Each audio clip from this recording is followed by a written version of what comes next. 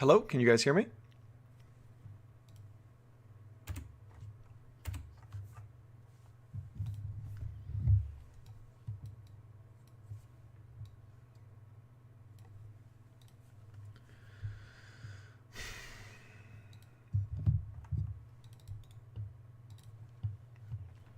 Hello, can you guys hear me?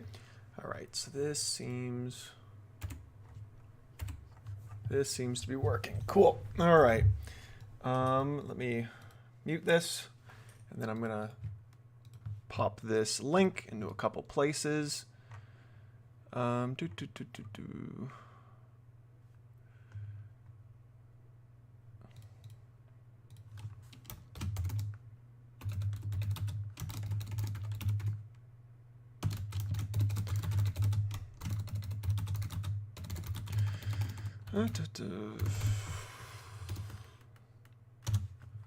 Okay, throw this in announcements.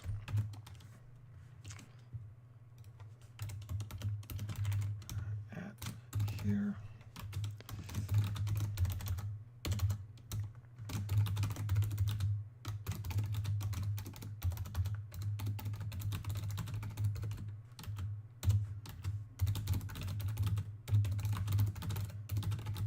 Able to sneak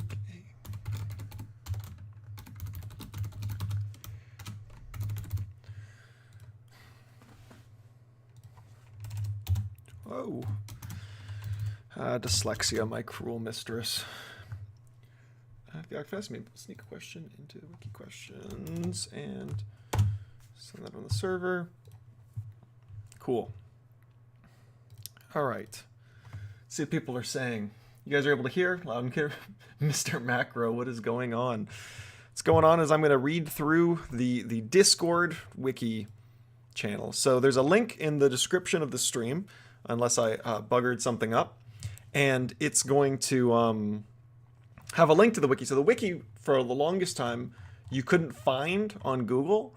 But recently that's changed. And you can now find it on Google, which is a really, really nice change of pace.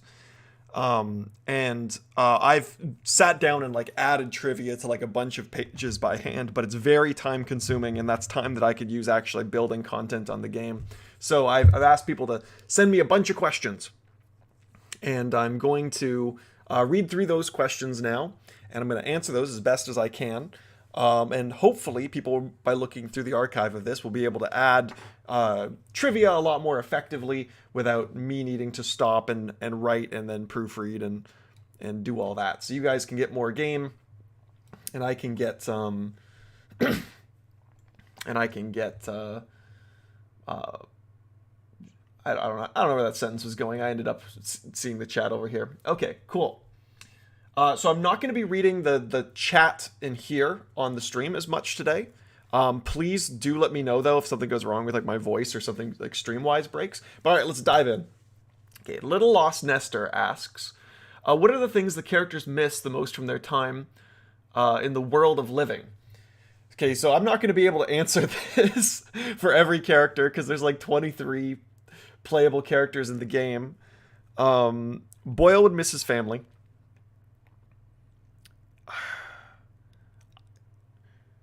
Then what else? What would Anton miss? What would Anton miss? I don't know. I feel like if you asked Anton what he'd miss, he'd tell you like he misses his babes and his fans and admirers. But in real life, I think Anton he's about doing as well in purgatory as he was doing in life, which is not very well at all. He's a bit of a loser.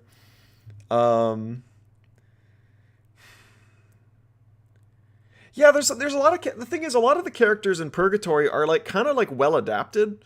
Like they're not sitting around and moping like flavor NPCs and just being all bummed out that oh man, I wish I was still alive. So it's kind of tricky because like characters like Griffin and characters like Rags are kind of living their best life down here. Some of them are, it sounds really weird to say, but they're like better off dead. And then some of them were quite young when they died, like Bimini and stuff. She was most of her experience might just be in purgatory at this point. And then there's characters like Hans and Leviat that it just doesn't really apply to. And then the characters like Mordrake, which it super doesn't apply to. I guess Mordrake would miss, he would miss the machine, because in the story of Devour, there was this big machine that he was supposed to keep operating, and now he's so far away from that he's kind of purposeless. You may hear a phone ringing in the background. I apologize. I'm gonna.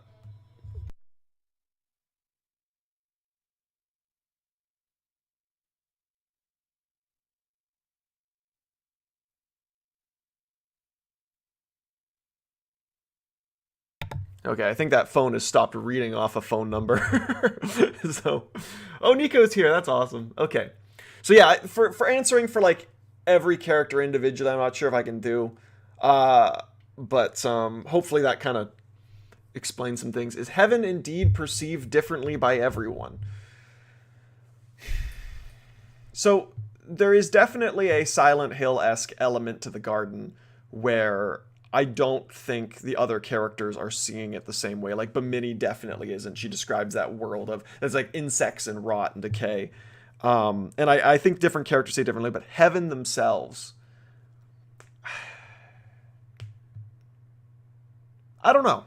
I don't know if they see heaven differently. I don't think they really do. I think heaven sort of has a will to itself, and it's not as much shaped by the perspective. Because I often describe to people that the fight with heaven is it trying to change Noak's point of view. That it's this crazy battle for Noak, but for heaven, it's essentially it's like it's trying to have a conversation. It's trying to convince him of something. I think for other party members, it's similar. Like I think the point of view of heaven doesn't really morph it a ton. I've talked before about how the garden and heaven are kind of the same thing in different states, but I don't really think when it's in the heaven state you really have a lot of say over it. I think it kind of has its own will then. Okay. That was Chrisu who asked that, or if I'm saying that wrong. I know it's Polish, so it's probably like the syllables or something I have no idea how to pronounce. Emissary of the Unfinished Heir says, I gotta know this one. Who would win, a mature unfinished heir or the Orpheum's ungod? So the ungod is very, very afraid of whatever the unfinished heir would grow into. And when you fight the unfinished heir, it's really young. Like its organs are falling out of its belly and stuff. I don't think they would fight, because I think the ungod is a bit of a coward and would just flee. But I would think there's a reason why the ungod is afraid. Which enemies in purgatory are perceived differently by different people? I'd say pretty much just the stuff in the garden. Maybe some lore on the in their images. What do they come from? What is their culture besides making zeitgeist? So the in their images are supposed to be the people. And this is Chrisu asking again. Let me just read the chat, because I think Maceo got flonked. Okay, so that's not me telling me I mispronounced his name, so that's great. In their images lore. So the in their images are supposed to be the people in the third panel of the Garden of Earthly Delights after an extremely long amount of time, and they've kind of abandoned all like nobility or honor of religion, and instead are just totally engaged in pleasures of the flesh, so to speak. So they're constantly essentially having sex, if you can call turning into a zeitgeist that, and producing these offspring that die pretty immediately, the next of kin. And they've just been around for so long that originally they were like the torture victims of the painting, but now they've just kind of become another part of it. They're connected to the choir boys, because the choir boys are basically the few of them that, instead of being like throwing out all the religion and just going into what's going to be a crazy, terrifying sex party, instead have become extremely religious. And they're obsessed with heaven, and they're obsessed with the Lord, and they're obsessed with any divinity that they can scrape down there. And that's why they have that connection where they can call down the hands of heaven from above. But they're kind of based off the idea of like flagellation, where people would like whip themselves as like penance. Although there's like with the masochism passive effect, it's kind of implying that they've begun to enjoy it. They've begun to enjoy the pain. What are the small eyes on Smokestack's chimney? Are they his eyes? Are they little creatures? Are they fake eyes made of little lights? So Smokestacks and this is gonna drive people crazy, but Smokestacks and Aegon, I made the art for them like way closer to release than I think people expect. I don't quite know what those little eyes are. When I drew them, I was trying to envision it. If I had to pick, like if you had a gun to my head and I had to pick right now, I would say they're probably like little weird creatures because he's like a trash person. He's like we call him a garbage gnome or something like that. I don't think that's like his species name. I think that's just Bosch being weird. But I'd imagine they're like little rats with the little glowy eyes or stuff. I don't know if we're ever gonna see them outside of that. Maybe when I'm writing like NPC interactions, I could have someone ask about that, and I could nail down what it is. But right now, I'd say they're little creatures because I've loved those like crazy fashion show hats where they have like a bird in a cage on someone's head, like stuff like that's ridiculous. Um, Diamond Jub asks, do flarbs get any bigger than they do in game? I personally don't think so. I know Nico has this abomination he wants to make called the like Flalalarba Barb or something, and it's like 5 flarbs merged together and is huge. I don't think there's any actual gameplay connected to that. I think it's just Nico thinks that'd be really, really funny as a concept. I'd say that flarbs in game are pretty full grown. I don't think they get much bigger. I mean, that's pretty much the size they were in Devour as well. Emissary of the Unfinished Air again asks, are there more colonial superorganisms like the one Hands and Leviathan? Emissary has now changed their name to Chrysil, which I might be saying wrong, because I think they want me to read out their name in the server. Like the one Hands and Leviathan are being used to be a part of, or is it just a single massive superorganism? I think there's only one superorganism that's ever going to matter for the plot of the game. I think there are other superorganisms out there, but when I say out there, that's like saying, well, there's probably life out there in space. Like it's so far away, it's never going to affect the game. I think there's only one relevant large superorganism somewhere out there in purgatory, quite far away. Marmo asks, is the superorganism Hands and Leviathan in purgatory or the living world? If it's in purgatory, where in purgatory? It's in purgatory.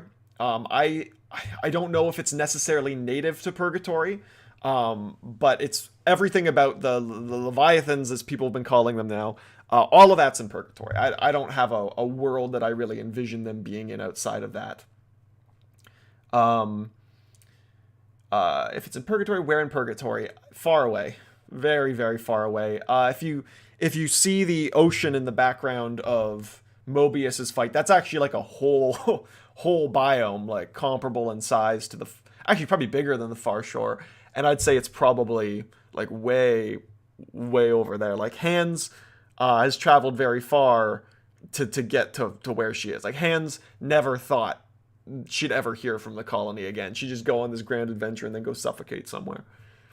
Diamond Jub asks if Splig Backwards exists, and if so, are they in purgatory too? If they do exist, they're in purgatory somewhere. I don't think they're ever going to show up as like a party member. Maybe like a flavor NPC somewhere. I don't know. Probably not. I'd say that has like a 20% chance of happening. Yeah, they're in purgatory too. Chrysil asks, how are Leviathan Hands aware of their surroundings? How do they perceive the world without eyes? I kind of just imagine them having sensory organs, because the colony is a huge place. Like I don't know if people properly imagine the scale of it. So like Hands would need to be able to move around to adjust and change for a variety of reasons. So she does have like basic sensory organs. I don't know exactly where they're located on her. And like Leviathan has more developed sensory organs because the Leviathan literally exists to just go get Hands and bring her back. So I don't know if they necessarily have eyes. I don't want to nail it down and say, oh, it's echolocation, but they've got something weird going on. So I just looked over for a second and I saw Empress Flarbalax, which I think is as a Pikmin reference. So I gave a thumbs up for that. And then Beeblesnorf is asking, where is the Morty lore? You have time. You can throw a message at the bottom of this channel I'm reading from, and ask a Morty question that'll probably have a disappointing answer. Okay, and then Chrisu asks, I have to. Does Trigger Fingers like cheese? So after World War II, I believe, in Geneva, they wrote this convention, and it actually prevents me from answering that. So we kind of got in trouble before for the Griffin with the red cross on it.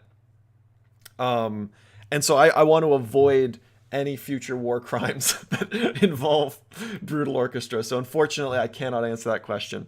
Stinkt, I think that's how you say that. Is Triggerfinger suicidal? Yes. All right. Chrisu asks, are Smoothskin's parents alive? I think there's a small chance the father might be. I think the mother is probably dead, either from being killed by the father or grief, and the sibling is dead. Like the statue that Smoothskin summons of the sibling is the sibling already dead. If the father's alive, he's like a depraved animal out there somewhere. Are the Hickories somewhat obsessed? Oh, Bruslayer, local color ghost, asks, are the Hickories somewhat obsessed with burning shit? A little. They like fire. I have a feeling. Stinkt asks, no, that's actually not him asking something. That's just him adding a to that. Let me scroll past this. Chrisu asks, why are Hickories named the same? Is it because of marriage? If so, who took the surname? They're not really married. The inspiration of them having the same name is because I really love the title of the film, Call Me By Your Name, which is also a very gay movie. And the Hickories being gay men was just kind of something that was always floating around in my head. And I like the idea of their connection being that they literally view their identity as being the same person. Like they literally think they're so close that they're like two parts of the same thing. I like to do a lot of weird stuff in games with identity of characters. A lot of stuff even about like Bosch and Noak revolves around that. So it's not really like a marriage thing. It's kind of just like it's a Hickory thing. They had different names before that. They had like actual names, but then they've decided that they collectively are Hickory. Artist Zero asks, Admo? ? Yes. And then Brusslayers, wow, they aren't gay. Nope, they are super gay. Very, very, very, very manly gay. All right, it's Pride Month, so they deal bonus damage. Where does the fight with Heaven take place? Asks Chrisil. So that is the background of that fight is a reference to one of the only good scenes in Hellraiser 2. It's where the big Leviathan orb, not orb, it's like a triangle pyramid thing floating in the sky is. I really loved that background, but hated most of that movie. So it's a reference to that, but it's also meant to just be a cold and uncaring landscape. Like it looks old, but I don't think it's actually existed for much longer than before the fight started. In Berserk, there's this thing that happens where whenever the God Hand, the big bad demons arrive, they like create a setting out of nowhere, and they create like this abstract geometry, or they create like there's this world made of faces and stuff. And I imagine where you confront Heaven being like that. Like they literally just went like pop, brought it into existence, so they have somewhere to confront you. Is Heaven and Hell the same thing in HBBO, since Heaven's theme is called Hell? I don't think Heaven is actually like Judeo-Christian Heaven, and I don't think Hell exists, just because I think if I brought like actual Heaven and Hell themes into Brutal Orchestra, it would just kind of muddy everything. It's not really about that. Brutal Orchestra in my eyes is more that there is a purgatory that isn't necessarily the one that's from the religion, but like people really badly want it to be, but they can't really decide whether or not it's heaven or hell. It's religion agnostic, full of people who want it to fit into that system of religion. Like, you're never gonna fight Satan. I don't think Satan exists in the world of Brutal Orchestra. What are Heaven's arms attached to, if they are actually attached to anything? So Heaven's got a whole body up there that you can't see, that I imagine would look like the combination of like a wolf's skeleton and a human torso kind of horribly combined together. Heaven is a lot larger than what you see in the fight. Why is there a black void on the sides during the fight with Osmond Cynics? You actually see that void.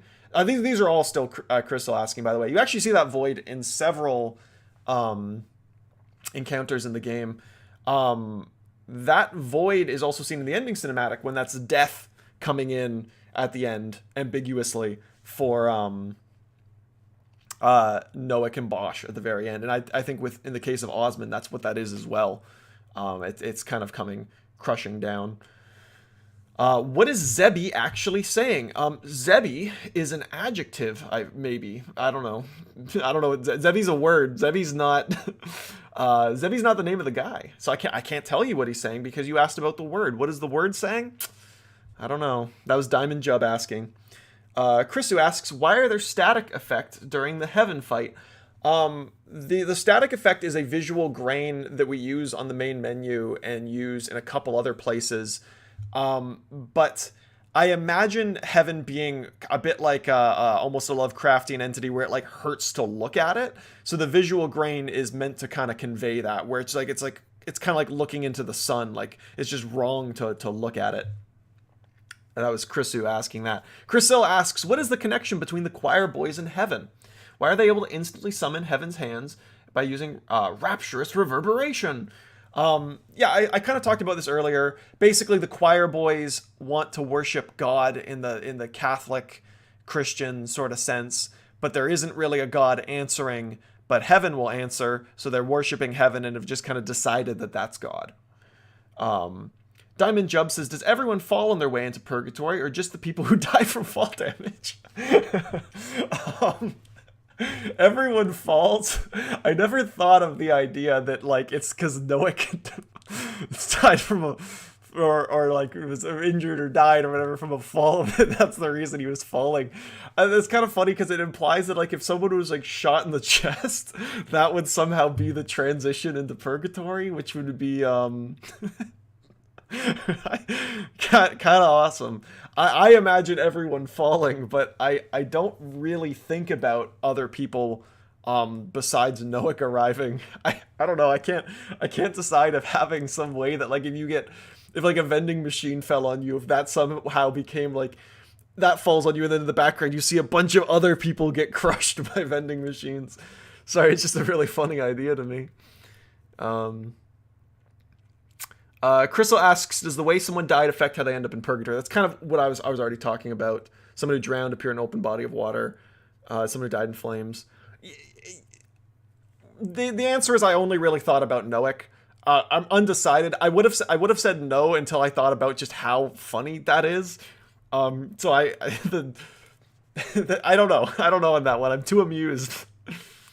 Who does Gospel depict?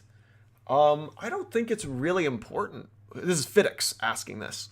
I don't think it's really important who Gospel depicts. It's not a famous person. It's kind of just like the idea of like a philosopher that's like figured it out and has all the answers. I didn't really have like a specific person in mind, but he's meant to look like that statue on the flower shop song or whatever it's called. I only really saw the YouTube thumbnail. I like listened to it a while ago. I don't really remember much from it, but I just would see that in my YouTube recommended all the times, and the statue really stuck with me. I think that the statue's depicting Helios. I don't think Gospel in the game is a depiction of Helios, but I don't think I honestly think I'd be willing to say it's an unknown philosopher. Like a forgotten one. Maybe they had a lot of really good ideas, but time just gobbles everything up.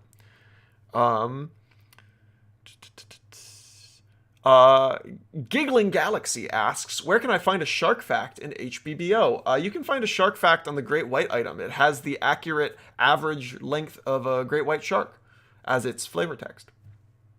And then Doc, Royd Poster Supreme, says, you all know what I'm going to ask about. Was Royds the actual heavyweight champion of his time? Nope.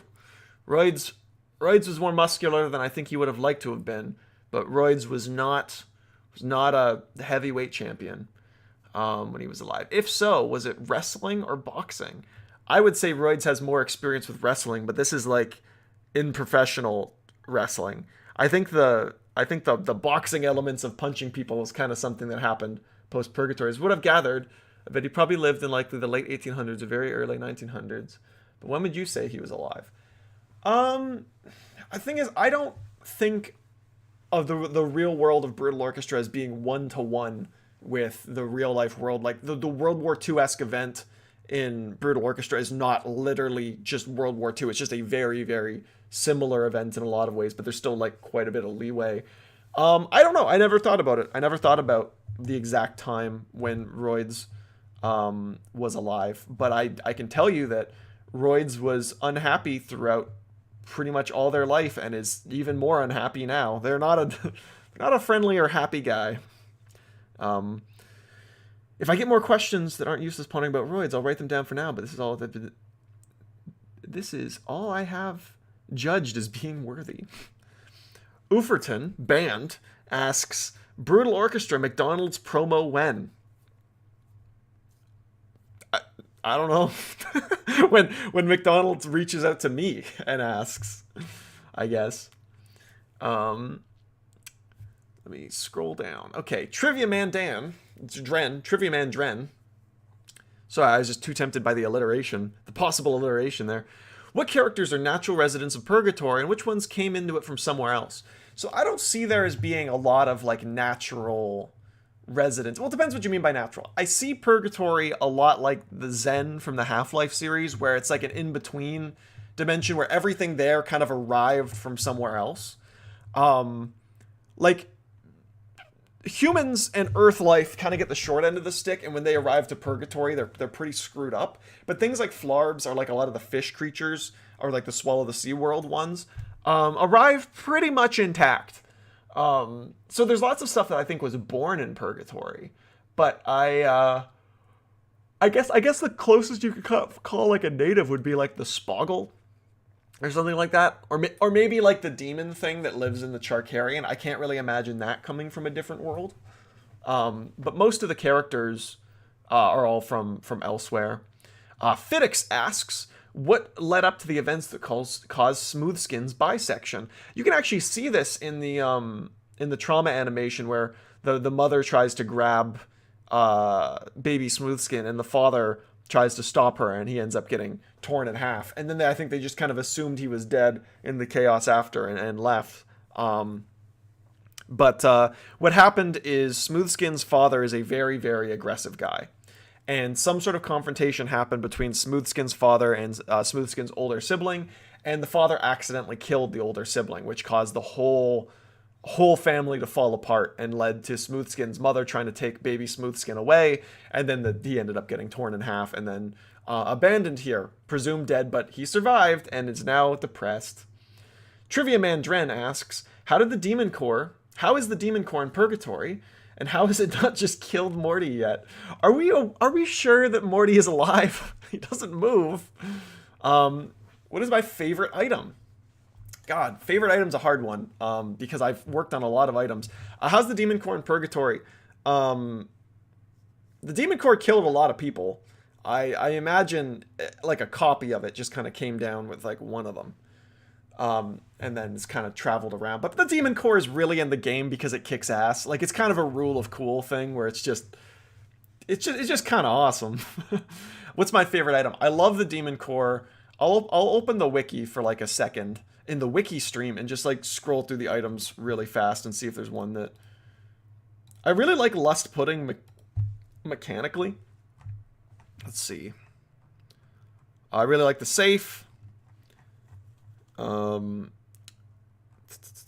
What else? Which else? I really like Prussian Blue. I love this. I love how the Serpent's Head item looks.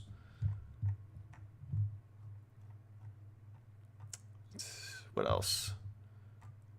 I love how the howling log looks. I'm really happy with that sprite. Lust pudding mechanically. Man-made ovum is awesome. Let's see what else. I love the human soul just because it was the final item that I made for the game, and I was just so out of ideas, but I think it kind of kicks ass just being a cube. I love the firstborn. That one's really cool. The jersey I love, of course. And the wicker child I think is really neat. Hopefully that, I don't know. I think you were hoping for like a definitive like #1 spot, but I just don't know if I have that. Diamond Jub, we know Griffin's first name is Peter. Do we know that? I may have said that as a joke somewhere, but I'll say stupid shit to you guys, like Heaven's name being Keith, and you guys will just accept it as canon, so I need to be more careful. What is Boyle's first name? Boyle's first name is Boyle. I also assumed Griffin's first name is Griffin. I kind of think of all characters' names as being their first names, even though I know that like Noack is technically like a last name. But I don't think Griffin's first name is Peter. What is your least favorite food? Oh no, Trivia Mandran asks, what is your least favorite fool? Who is my least favorite fool? Oh boy.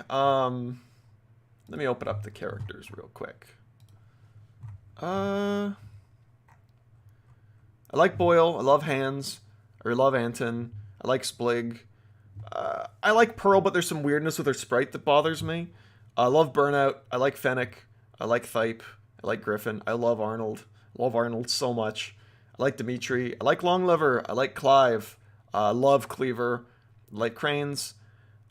This is gonna break Doc's heart, but it might be Aegon. I've never been happy with Aegon's sprite. It just bothers me. Yeah, I think I gotta go with Aegon. I think Aegon's my least favorite. Just never quite felt like it came together. A lot of people seem to like him though. I see lots of fan art of him, so I think people have a soft spot for him. And then Trivia Mandran also asks, how are Jumble Guts?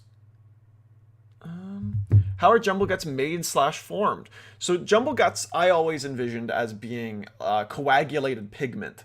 So if there's enough pigment left over in some place, it can kind of come to life like a weird, like blood golem of goop. That's what I always saw Jumble Guts as being just literally living pigment. That's why you can't change the color of their health. They're just, you just have to like, they would just change them into a different type of Jumble Guts, which we talked about having as a mechanic, but it was just too complex considering how early in the game they appear. Chrisu asks, what's the name of Bimini's sister? I'm not answering that. Maybe you'll find out in the future. Oinky says, which character would be the best at a competitive FPS game and who would be the worst? Smoothskin would be the best, unsurprisingly. Who would be the worst? Arnold, probably. I feel like Hans would be garbage. Would be garbage at an FPS. Probably because she doesn't really have eyes. But she'd have a lot of fun, and that's what really counts in the end. Stinkt asks, was there... Actually, no, Anton would probably be the worst at a competitive FPS. Anton would be really bad, and Thype would be really good, and then he'd brag to Thype, and Thype would act impressed. Stinkt asks, are there any other characters whose origins come from Family Guy? Jesus Christ. I just took the name. I just took the name from Family Guy. I'm not actually a huge Family Guy fan. I know that'll break your guys' hearts, but alas. No, there's never gonna be. I'm not gonna add a character that's my take on Lois or Stewie or something. Plumuto. I'm just realizing now, or Plumoto.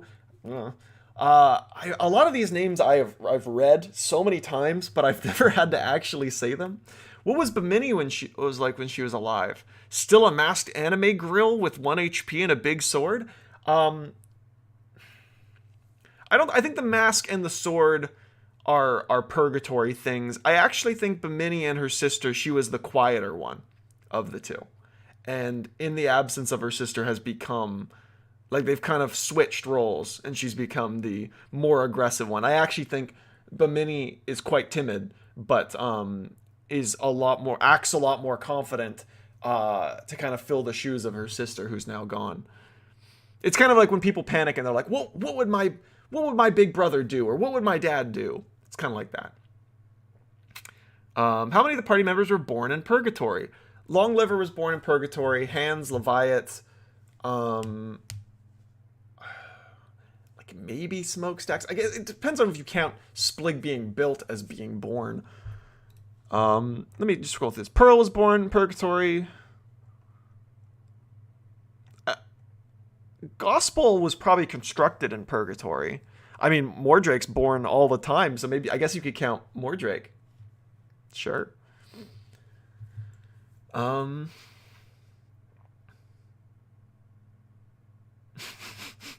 guess she's presumably from an itch.io anime grill game. Where do things that die in Purgatory go? So that's a question I get asked a lot. I don't really have an answer because it's either infinite recursion, and that's my answer, which I think is unsatisfactory, or it's kind of like asking me what happens when you die in real life. I don't know. The game's never gonna really go down that route, so I don't know. Although your remains can come back as a spoggle, so that's a possibility. Oinky asks, is the ungod the god of anything specific or just a god? I don't think the ungod's actually a god. The same way, like to ants, I'm probably a god-like being, but I'm not really the god of anything specific. At least if I am, I am neglecting the hell out of that. I don't think the ungod's the god of anything specific. I don't know if the ungod thinks of itself as being a god, really. But I guess you could say it's like to the music men and to the cultists, it's the god of like music and order and rhythm, I guess. But the ungod is just, I don't know. It's like if I was being worshipped by the squirrels in my yard. Like, am I the god of occasionally giving them nuts? Like, I guess. I don't know. How many of the questions answered will ever be answered in game? This is Anzil asking. A lot will be answered. Well, it depends, because some of them are about stuff that like will just never interact with the game, and I tend to say when that's the case. But there's a lot that'll be answered because in the next update, Nico and I are really going to focus on adding those flavor NPCs. Because so many of them are written and so many of them are planned, but they didn't make it into the game because mechanics always have to win over lore and stuff. So the next update is going to have a lot of this. Like a lot of the stuff, especially about the personalities of the characters, I think will be elaborated on in there. However, there's going to be trivia that's like when someone asks me, like, where's the superorganism? It's like, well, I don't think we're ever going to go to the superorganism, so it's like it's far away. That's the answer. Matt, which character am I specifically most similar to? Matt.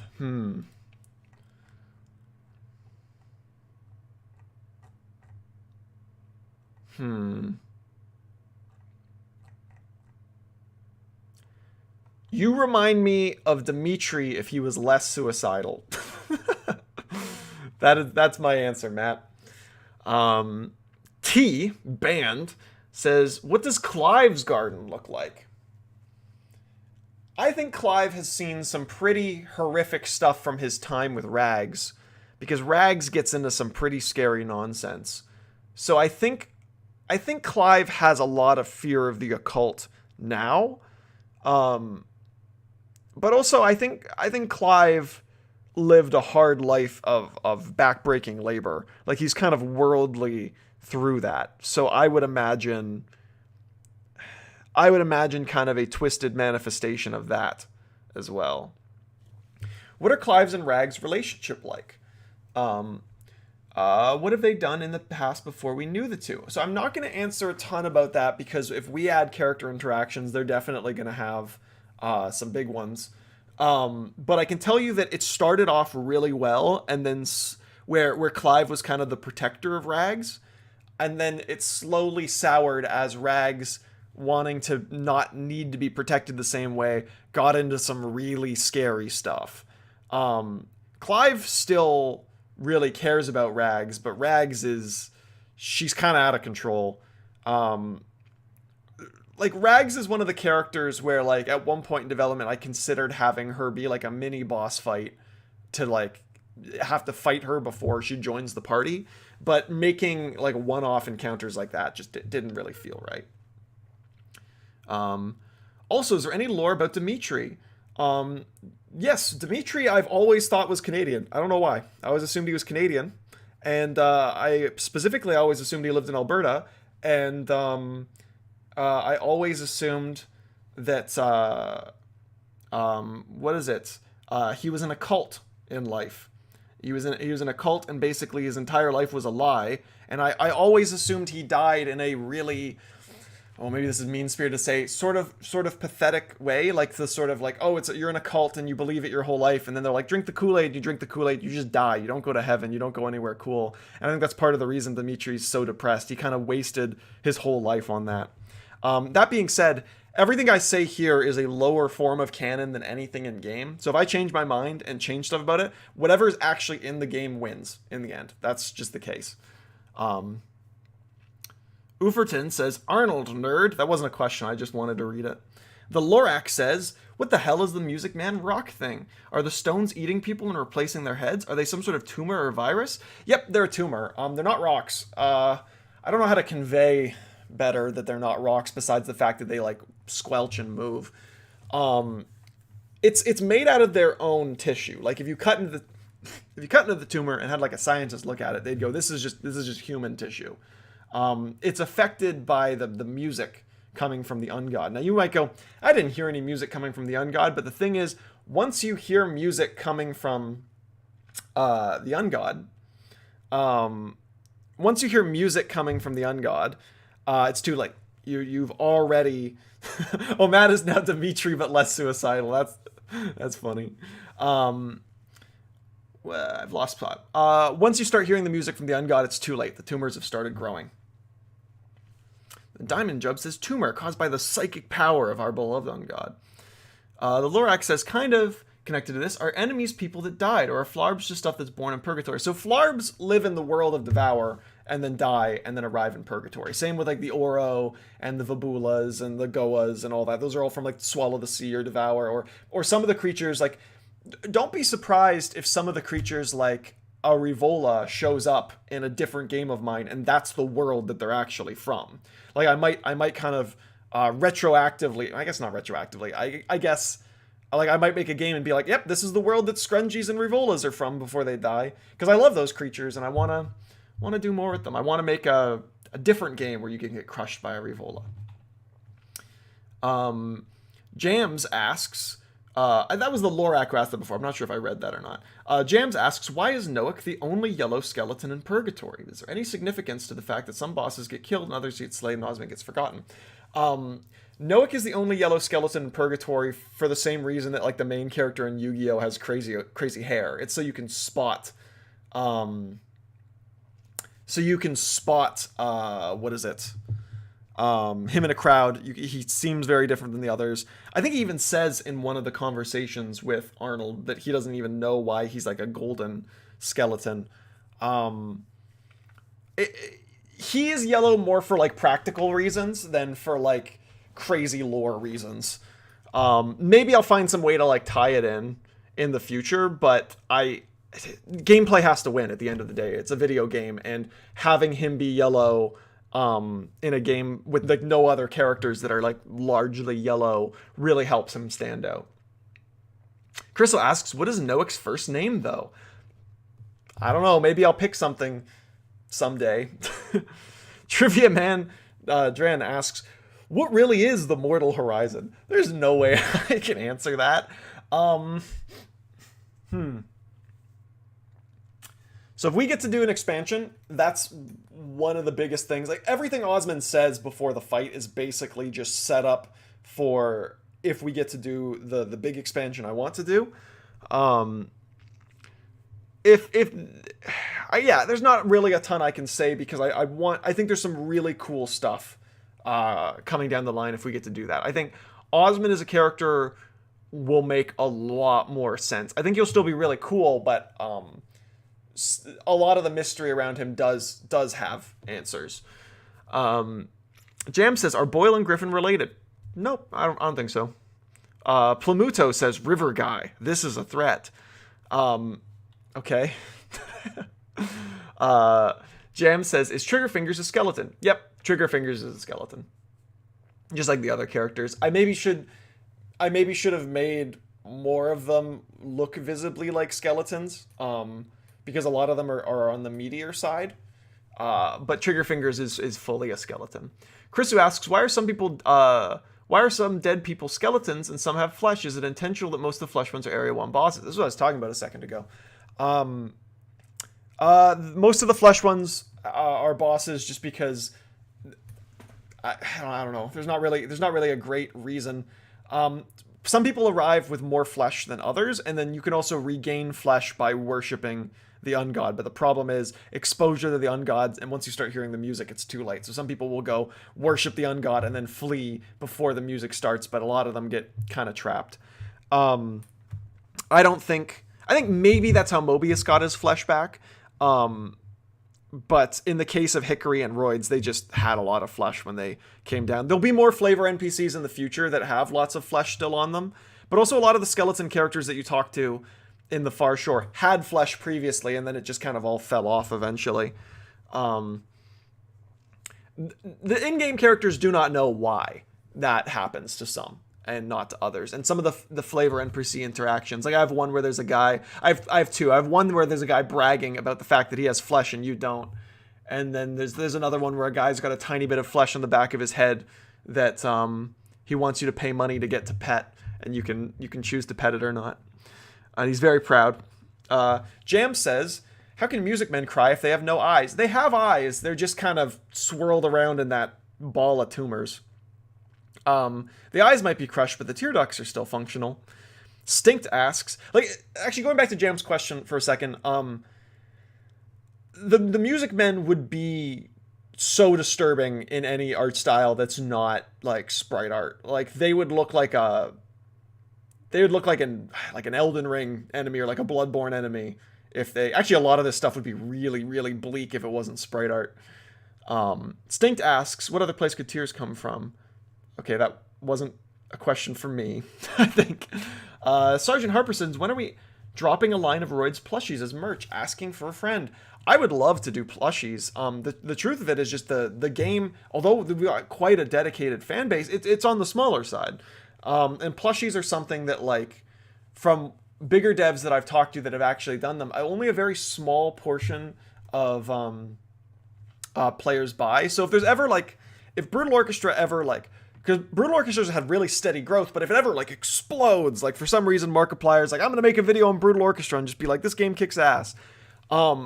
We might be able to do, like, a limited run of plushies, but it probably wouldn't be Roids. It would probably be, like, Noik or Bosch, or, like, maybe, like, a really common enemy that people love, like a Mung or something.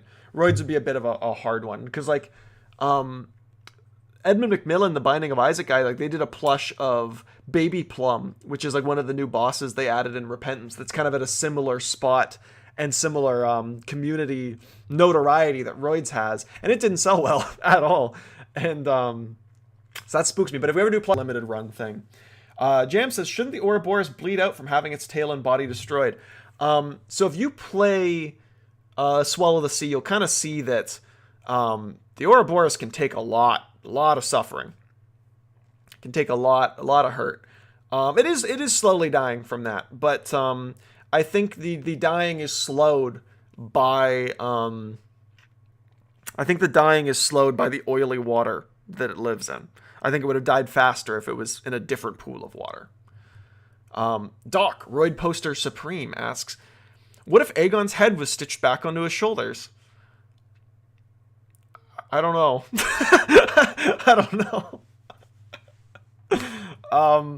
I think it would look like his head wasn't missing. Jams asks, what does Cleaver look like under the helmet? It would look like a Music Man's head, but compressed. Cleaver is suffering from the Music Man tumors, and his weird helmet is just there to keep them from actually expanding. It's part of the reason he has a burning passion for the Music Man. I assume he came there to try to get flesh back, and then he ended up hearing the music, and then he's held on a lot longer than most could. But if you took that helmet off, he would go like probably like full one-man band on you.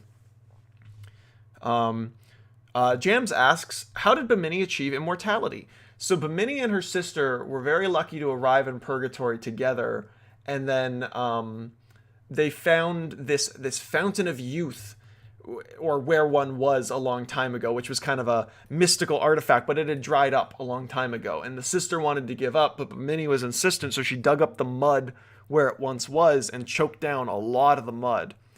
And they didn't think it did anything until Bimini was very, very injured in a separate event.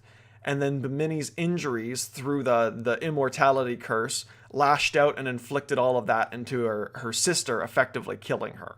So Bimini is very, very traumatized by that and can't really get rid of the immortality now. She will always be the last person left standing on the battlefield.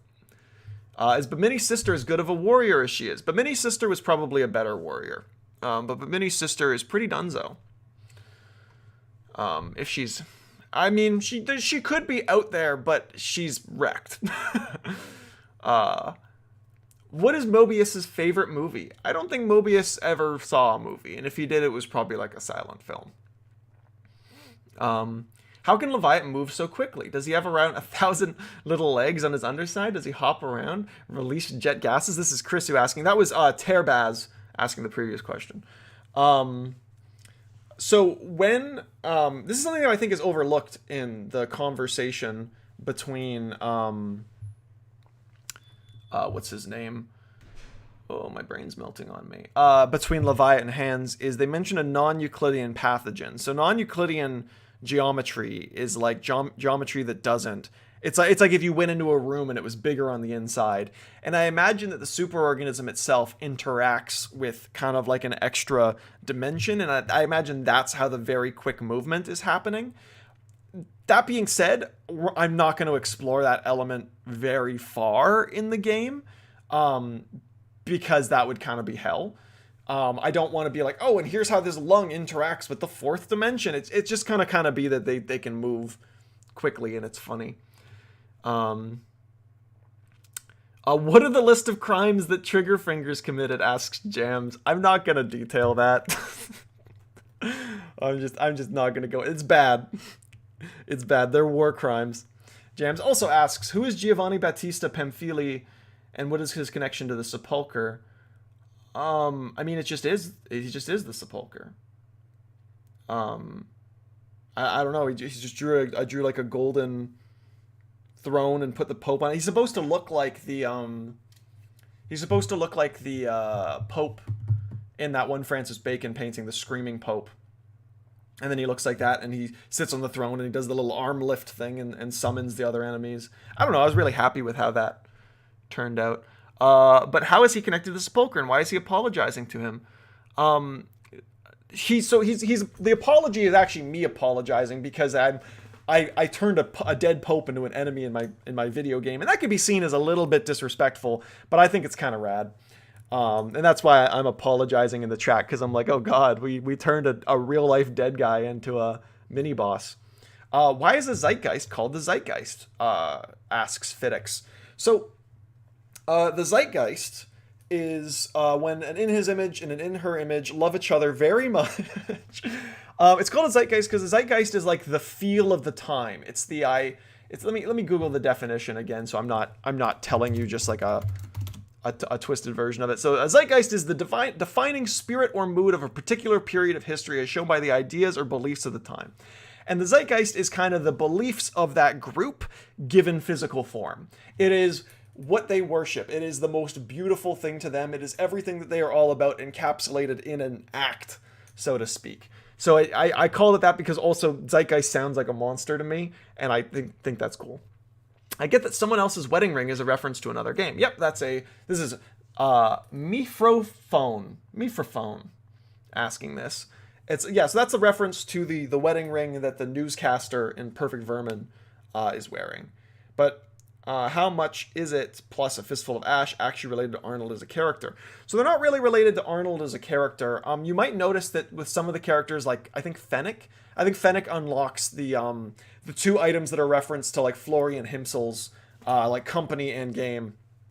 And so the fistful of ash and the wedding ring are both perfect vermin references, and I just put them both on Arnold because the same reason I put both the Florian ones on Fennec. I just like to pair them up. Terbaz asks, does long liver have a long liver? You bet. Crystal asks, what are the 3 most edible party members except Cranes? Most edible? Mordrake, long liver, but he'd kind of eat you from the inside. And then hands, but you'd be a monster. You'd be an absolute monster. Chrisu asks, are Goas more inclined to control corpses of women? Nope. I never thought of them as being bodies of women. I just like floppy man boobs on things. I think they're really funny. I don't necessarily know that they're like female breasts, but if you've ever seen like an obese dude run, or like a guy with man boobs run, they flop pretty much as much. It's quite comical. Terbaz says, why do the homunculi sound like children? I wanted them to sound like children because I imagine the skinning homunculus as being very childlike and being very curious about the world. And so the skinning homunculus is like if you had a child and their only method to interact with the environment was to stab things, and that's the only way they could interact with the world, they just go around stabbing things because they're curious and want to know about it, and they have no other options. The homunculus has no options except to use the big blade on it. That's its only way. So that's what it does. It doesn't want to hurt you. It just wants to know about you. It stabbing into you is kind of like it trying to ask you, what are you? What are you about? Diamond Jub says, are homunculi edible? They would probably parasitize your inside. That's kind of like asking if tapeworms are edible. Crystal asks, sorry, I just got to clear my throat. And we are back. Crystal asks, if someone who got turned into a skeleton when entering purgatory breaks an arm, could they just glue it back? Probably. I don't know where they're getting glue from, but probably. Terbaz says, also speaking of homunculi, why do they take the form of giant ears? I know the meta explanation since it's a reference to Bosch's artwork, but is there an in-universe explanation? So in-universe, it's a coincidence that it looks like an ear. It's made out of a material that's like fingernail, I always imagined. It's not soft and fleshy like an ear. It's like a big ear made out of like fingernail and hair. And it's just like a defensive shield because the colony of the homunculi, which are the tiny little worms, are quite vulnerable. Marmo says, what is Mobius's deal? I feel like we know the least about him. That's true. You do know the least about him. He's going to get a lot of screen time if we get to do an expansion. If we don't get to do an expansion, I'll probably find some way to sneak some stuff in that kind of explains him. But yeah, I'm aware that people know the least about him, but I also have a really cool plan of what to do with him if we get to do an expansion. So he's going to be a bit more mysterious for now. Chrisu asks, how did the conductors came to be? Are the people who listen to too much the Ungod's humming and develop bigger tumors? I always saw the conductors as music men. So music men don't just transform on their own. They will transform only in the presence of like people that aren't already transformed, and they kind of fall apart relatively quickly after transforming. That's why you don't see instruments really in the wild. The conductors I always imagined being music men that have been traveling for a really long time without bumping into anyone. They're really overripe. Jam says, is pigment edible? Sure. I feel like it would kind of go in one end and just come right out the other, but sure. Crystal asks, if yes, what does each pigment taste like? I imagine yellow being sour. I imagine blue tasting like water. I imagine red tasting like blood, and I imagine purple tasting like smelling salts. Jam says, out of all the party members, who can drift? I think you mean like the car drift thing. Let me.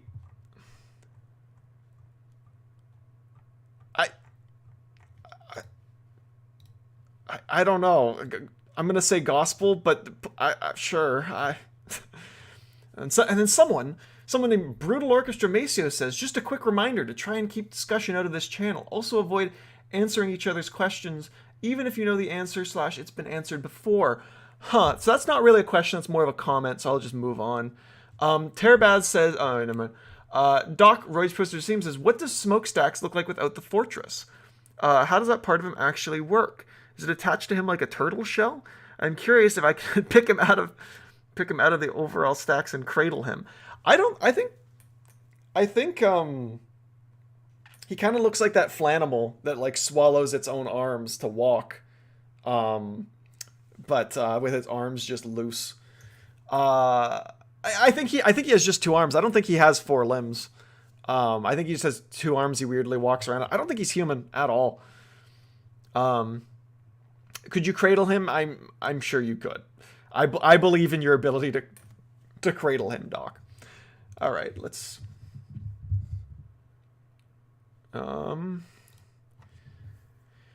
Speaking of Mobius, what does he even do in his obsession attack that causes the party members to be ruptured and oiled? So ruptured comes from the spears. Oil, I imagined, always was the gross blood and juices of the fish he's standing on in that fight. Mr. Cynics. Mr. Cynics, are Hickory related to each other? Are they twins, family members? Hopefully they're not genetically related to him. They are men. They're both men that are in love. So they're a gay couple that does crime. And who's the little guy that was setting fire in the background? That's just someone who got a little bit too close to the flames. I don't know if they intentionally scorched that guy, but they're kind of apathetic to that guy burning. Crystal asks, was the Charkarian able to rip the demon out of their chest? If yes, why did they do it a long time ago? Well, they were still sane after they found out how the whole deal works, obviously. I don't think that the demon is a physical thing you can grab and just like rip out. The Charkarian can't remove it. And why did they do it a long time ago? Well, they were still saying, I don't think they can. I don't think anyone really can, short of just fully obliterating the Charkarian. That's a very deal with the devil. The pact is signed. Jam says, why is the Charkarian missing half of its body? How did its organs not spill out if it has no stomach? Its organs do spill out, but the thing is the Charkarian is not kept alive by having a functional system. So the Charkarian made a deal with the demon thing that lives in its chest a long time ago for immortality so it could protect its people, because the type of creature that the Charkarian is used to be as common as humans are in purgatory now. And what is it? It's so obliterated and falling apart now because the demon that made the deal with it, the deal isn't perfect. Over time, the magic, I guess, or the demon magic keeping the Charkarian alive has gotten worse. It's gotten weaker. And so now he rebuilds just enough to be alive, but like his lower half, like when he reanimates, you see the whole body rebuild. And then it all burns away to nothing because the demon's getting lazy and it knows it can get away with being lazy. If you've encountered the Charkarian like in his prime, he would just keep getting back up, seemingly forever. But the Charkarians died a lot. Does the smoothskin statues actually move, or do they do weird magic to hurt you? This is Terabaz asking. I always assumed that it was Smoothskin doing stuff on the behalf of the statues, and they just sit there. But he feels like the statues are like talking to him and telling him to do the things. Jam says, how powerful would the Charkarian be if it had its full body? The Charkarian would be, you wouldn't have a chance. The Charkarian would be absurdly powerful. It would kind of be like fighting Jesus. Terabaz says, are there any other entertainment in purgatory besides watching roids beat people up? I mean, yeah, there's lots of people who hang out and just kind of shoot the shit. The Fight Club is kind of like the biggest thing. There's probably smaller scale stuff. There's like I don't know. There's probably like weird like slice of life, quirky weird things that happen. Like I can totally imagine people like trying to make Hmong race each other or stupid stuff like that. Jam says, would anything special happen if one was to look at Gospel for X amount of time? Maybe. I guess you got to keep staring at Gospel. Terbaz says, also speaking of roids, is he like popular in Purgatory? Is there in-universe t-shirts and action figures of him? There's masks and stuff, and you can see those in his fight, and they've painted big hearts onto things. So that Fight Club used to have like a rotating people all the time, and then Roids showed up and kind of has just been killing everyone. So kind of just keeps going. Roids is popular in Purgatory. He is known. Roids isn't actually like Roids' name. They kind of just started calling him that. But yeah, he's well known. Like if you were in the Orpheum and mentioned Roids, they'd probably know who you're talking about. Chrisu asks, how intelligent are the Suckles? Not very. They're like sea urchins. Crystal says, does the Unfinished Heir have any worshippers? The Incubus is still around. And the Incubus, I mean the Incubus is kind of like sort of father figure kind of to it. So, not really. I think the Incubus wouldn't have had worshippers because I think the Incubus would have been way more violent than the Ungod is. It's kind of like if a Wolverine came into my house and kicked the shit out of me, and now the squirrels, like their choice was to worship the Wolverine. I think they just wouldn't because the Wolverine's scary. It's terrifying. What would happen to someone if they consumed the tainted yolk? I think the tainted yolk would be edible, but you have to keep in mind it has merconium in it, which is like feces, so you'd probably get like sick. You probably get like food poisoning. Diamond Job says, what does coming home look like to an outside observer? Pinyaps actually did fan art of this, which kicks, this is Diamond Job asking, it really kicks ass, and I think is pretty accurate to what it would be like. And by extension, the Mortal Horizon. The Mortal Horizon, I always saw as kind of just a violent reveal that person was never even there. Like when Osmond would kill someone with the Mortal Horizon, I almost think you wouldn't even remember who that was. You would have like, you know when you can't quite remember what you were just thinking about? It'd be like that. Like, you know someone died, but you don't really know who. Jam says, does Boyle have a chopper flying license? Nope, unfortunately. Diamond Jub says, are any party members besides Smokestacks and Gospel forklift certified? Do you mean Gospel is forklift certified as in you can like lift him with a forklift? I don't think anyone is forklift certified in the game. Does Splig really have a third side like Rags said? If yes, is the third part yellow or is the yellow Splig theory wrong? This is one that's going to remain ambiguous. Rags says a lot of crazy shit all the time. Is Rags onto something? Is Rags not onto something? I don't know. Maybe we'll have a cool dialogue between Rags and Splig. Who knows? Serpent says, would Boyle kick the baby? Would Boyle kick the baby? No, he wouldn't, but he'd think about it for a second. Jam says, would Boyle eat the... No, Boyle would not eat the baby. Does Griffin make a glass shattering sound when he gets brung down from full HP to 0 in a single hit? Is that the implication? It's his bones shattering? Or is that a reference to something? He makes a dying noise. Fiddick says, is this some sombrero-wearing skeleton anyone of major significance, or is he just another purgatory denizen? So Zangwango, that character, is of major significance because he is a memorial, sort of, and stand-in for Nico, the programmer Brutal Orchestra's father, who developed very aggressive cancer right around the time we started working on the game and passed away a few months after its release. In fact, Zangwango in the game is actually voiced by Nico's father, and I believe the music was also written by him as well. So he is a very important character in that regard. But in Purgatory, I think he's significant because I think he is at peace. I think a lot of people are in purgatory and they can't figure themselves out and they don't know what's going on and they're upset. But I think Zhenguango is happy down there. Can Zhenguango do a backflip? No, I do not know if Nico's dead father can do a backflip or was able to do a backflip in life.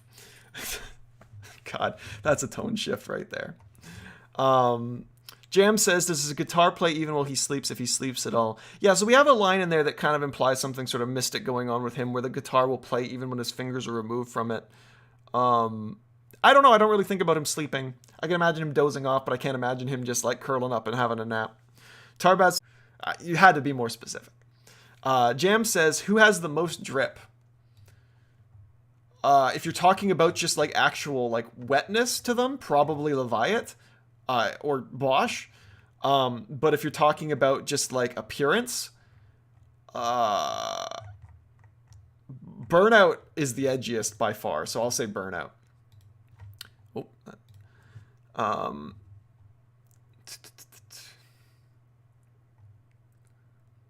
Tarbaz says, who would win an arm wrestling match, the Ungod or Roids? The Ungod. Crystal says, how big is the Ungod compared to Heaven? I don't think Heaven has a set size. I think Heaven is whatever size it feels it needs to be for the encounter. The Ungod is very, very large.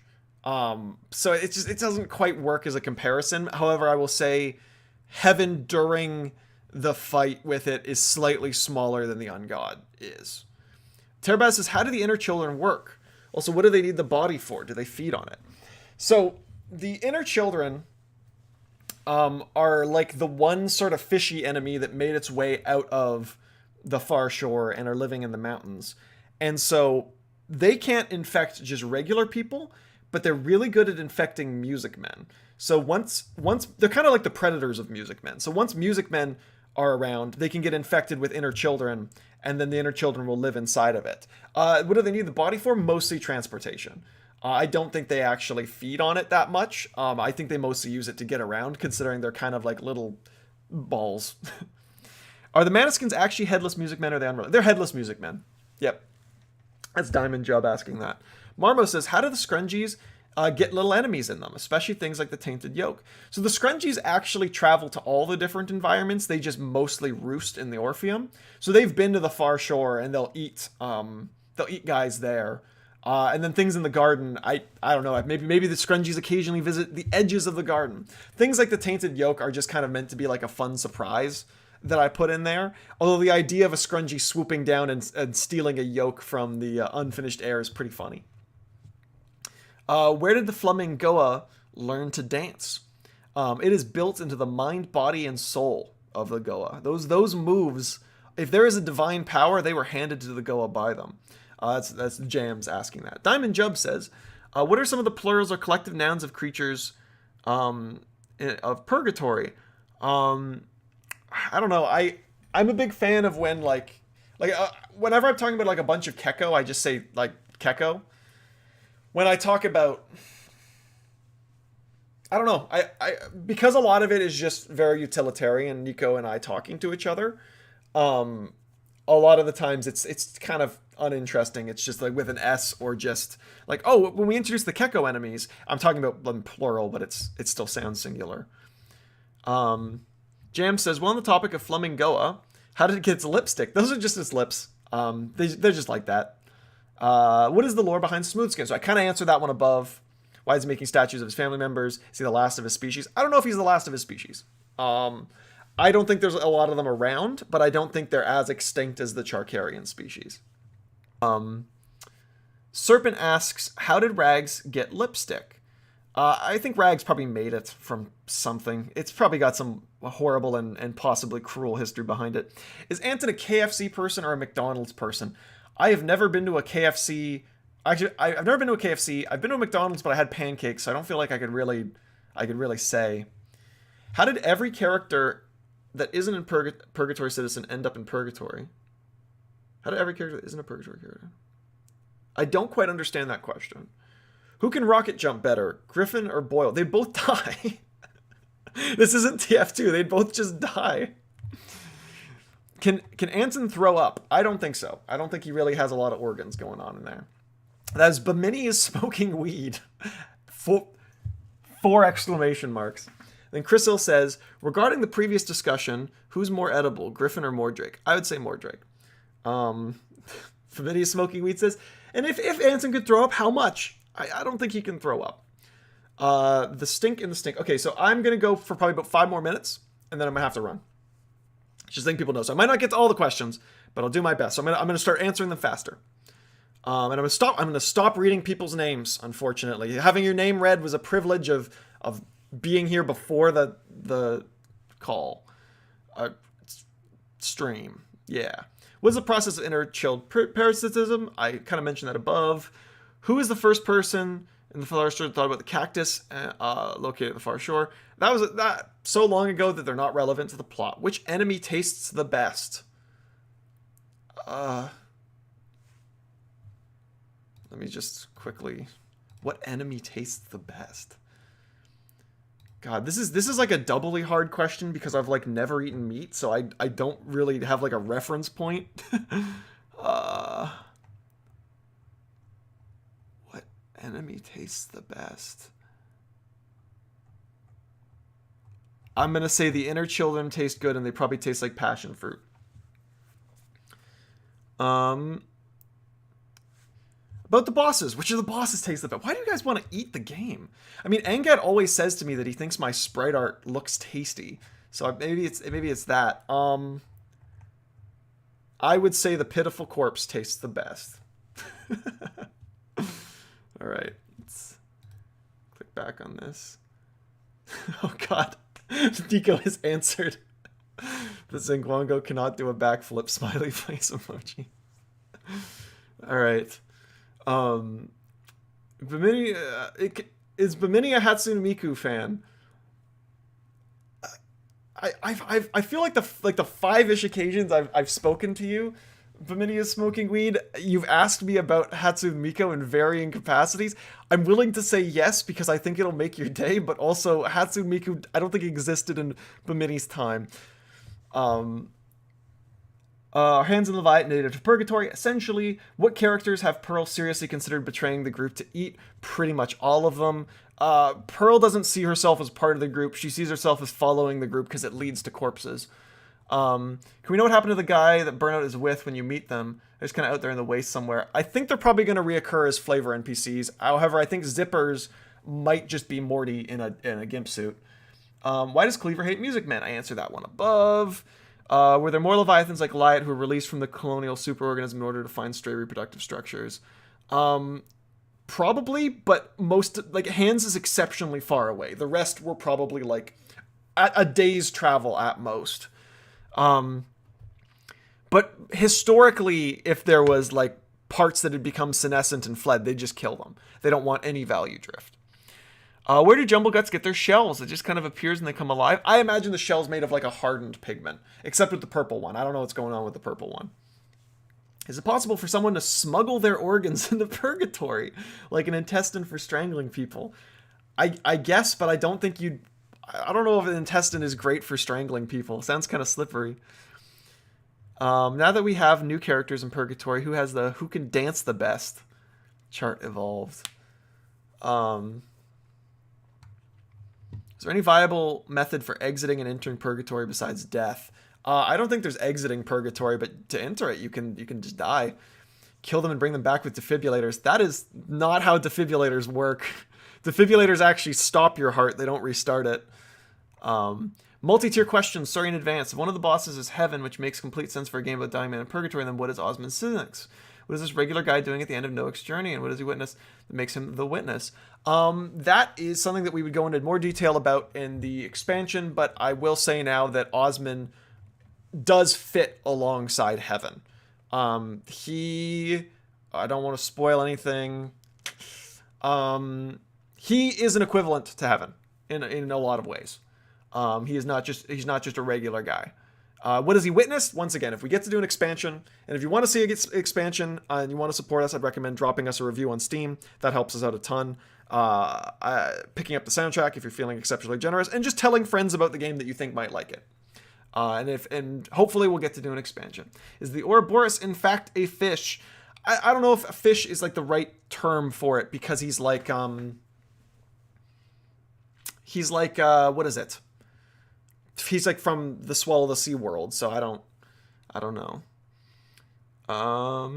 What is Icar's sister doing?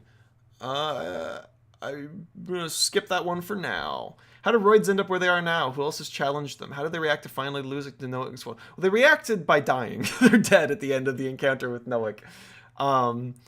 Royd showed up, joined the fight club, won their first couple fights, and just literally has not stopped. They just keep going their same. That's creepy. It's creepy when you edit your message to say hi to me. That's creepy.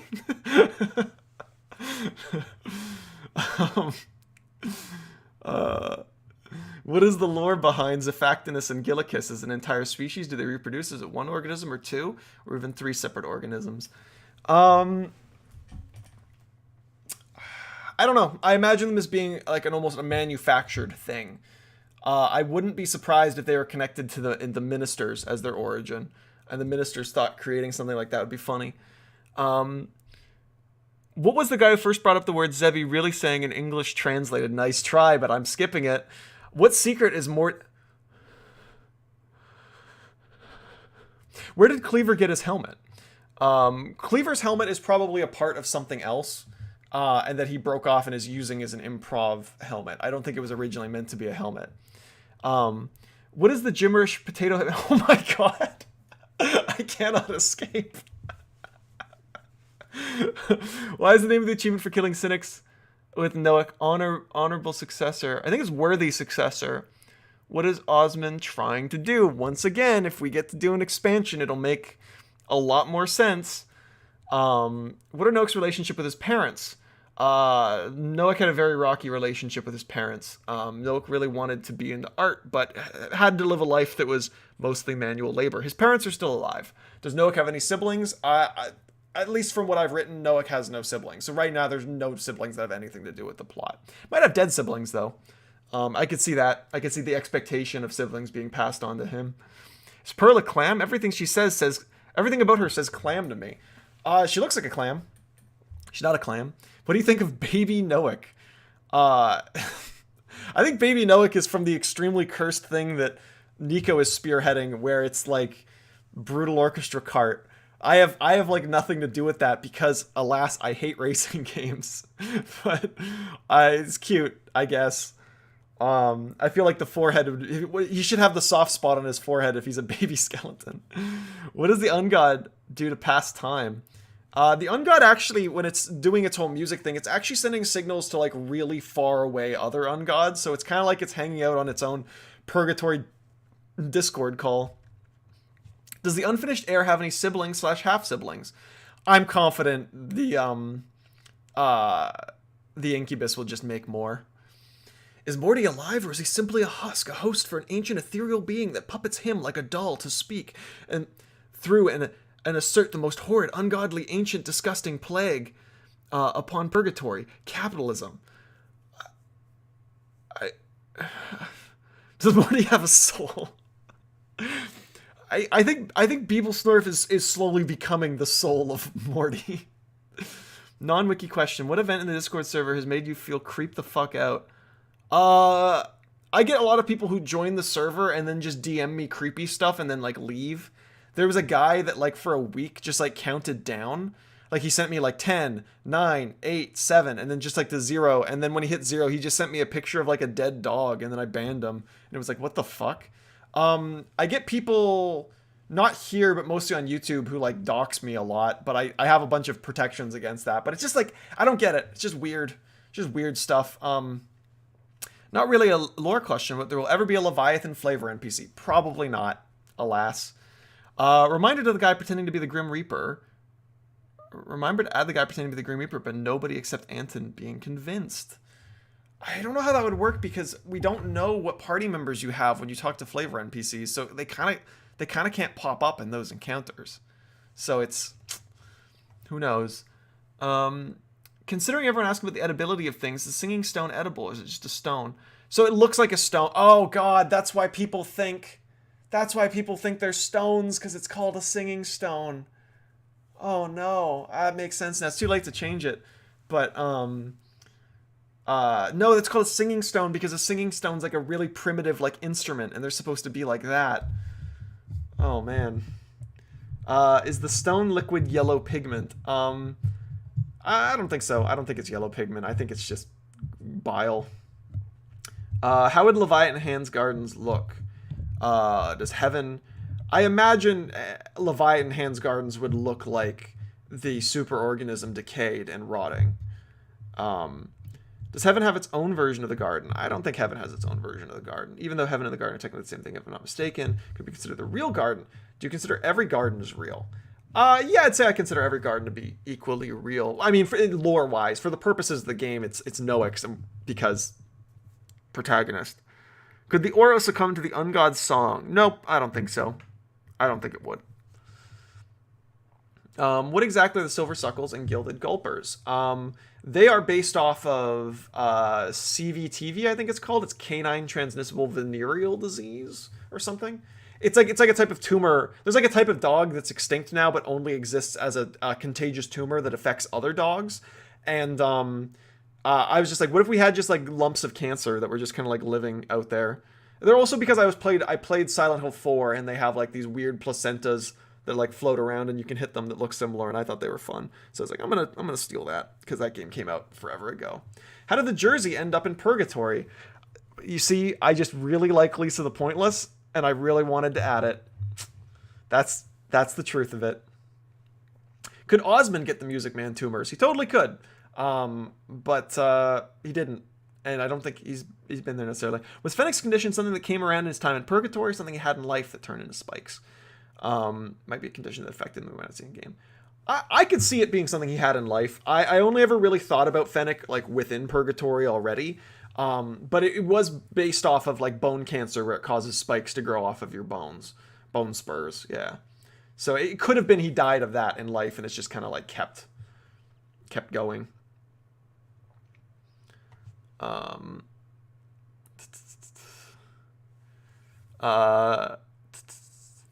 must ask, what's up with the Gilded Gulper and Silver Suckle taking your money? Do they spend it on anything, or is it just like a crows really like shiny things? I think it's like crows. I think they just like taking money. I think getting pickpocketed by like a blob of cancer is really funny. Does the Orpheum have an ecosystem? Like, are the Revolas predatory or just defensive? What do they eat? Scrungies interact with them. So the Orpheum had a very different ecosystem before the Ungod moved in. Revolas are one of the few things that kind of are still holding on from that time. The Revolas will eat Music Men. They will also eat Scrungies if given the chance.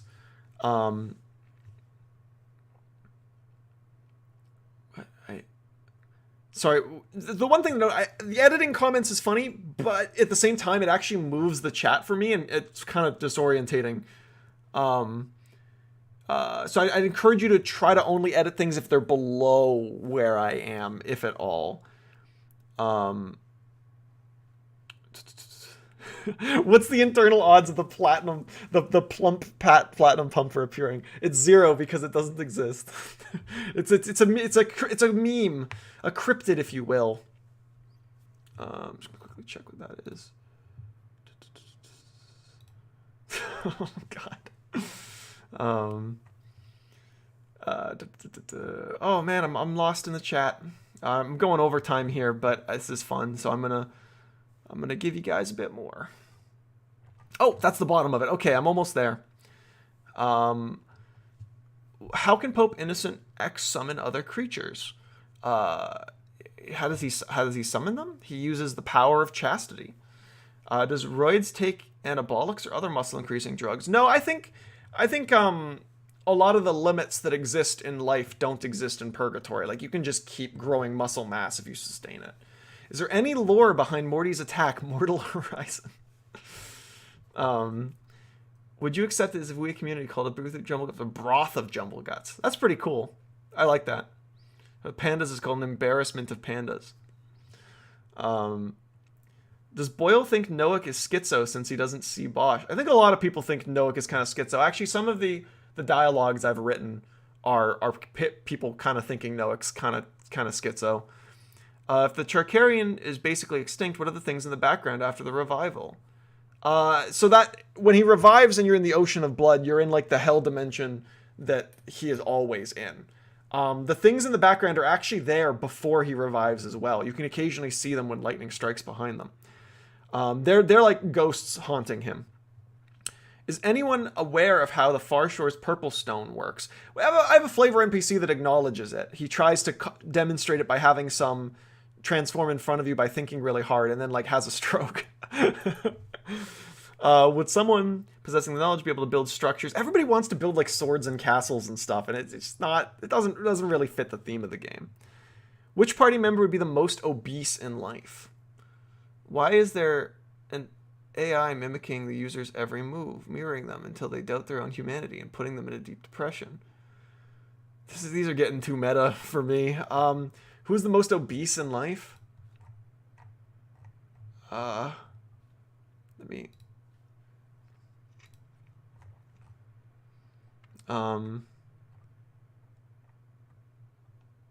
probably like cranes, I'd say. I feel like cranes. Here, let me find the chat again.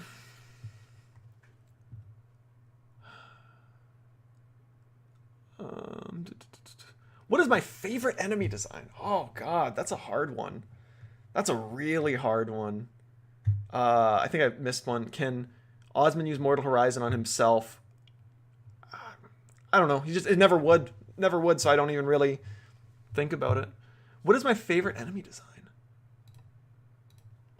What is my favorite enemy design? I love the Flarbs. That's why I bring them back and stuff. I love the Woodwind. I love the Conductors. If I had to pick one, it'd be like the Flarb or the Conductor. Like I like fat things, but I love all the enemies. Like I don't add enemies to the game unless I think they're awesome. Does Royd speak in full sentences sometimes? I think I'm just grunting with subtitles most of the time. Royd hates the sound of his own voice. So Royd speaks very rarely, like only when it's necessity. Thank you for all the answers, Maceo. I had a little heart to that. There we go, a little heart. What even is Osmond's Arena? Where is it? That's too long of a question and I'm over time. Is the dead guy flavor NPC actually dead? Everyone's dead. It's purgatory. I think I'm getting a virtual hug. I'll put the cursed where is it?